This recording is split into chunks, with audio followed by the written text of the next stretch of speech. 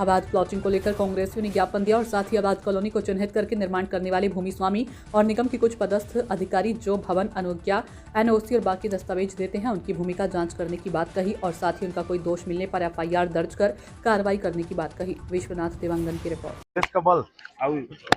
जी बताएंगे। Sir, collector साहब से मिले, किन विषयों को लेकर चर्चा हुई? आज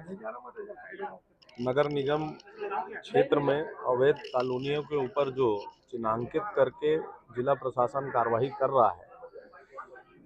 हम चाहते हैं कि सबके ऊपर जो अवैध कॉलोनी निर्माण कर रहे हैं उनके ऊपर कार्रवाई हो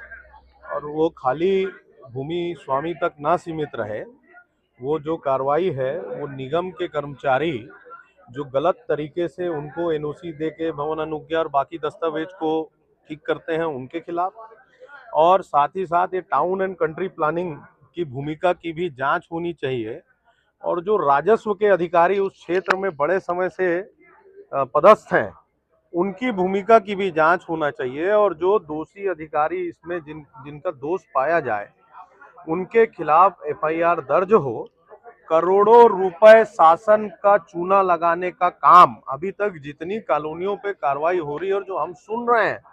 वो प्रत्यक्ष अप्रत्यक्ष रूप से भारतीय जनता पार्टी के लोगों की कॉलोनी है, तो उनके खिलाफ कार्रवाई होना चाहिए और खाली ये नाली तोड़ने और रोड उखाड़ने से काम नहीं चलेगा। ऐसे लोगों से राजस्व का जो नुकसान हुआ है उसकी वसूली भी होना चाहिए। अवैध प्लॉटिंग को लेकर लगातार कार्रवाई हो भी रही, आज आप लोग मिले निगम में, आपने नेता क्या चाह रहे हैं? अवैध प्लॉटिंग का कार्यक्रम बहुत दिनों से चल रहा है और हम लोग बीच बीच में कई बार उसमें ज्ञापन भी दिए हैं, कई बार आयुक्त को भी समझाए हैं, लेकिन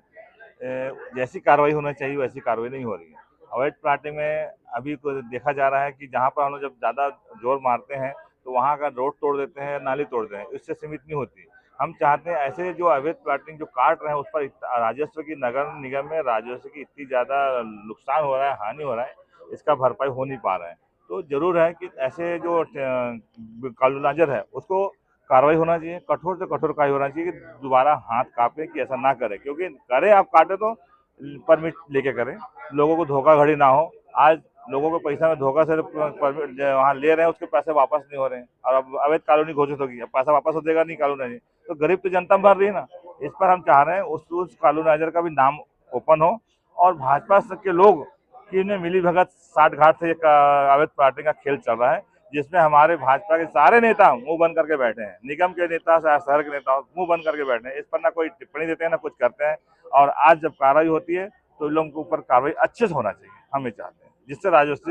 रोका जा सके, ना हानि ना हो राजस्व।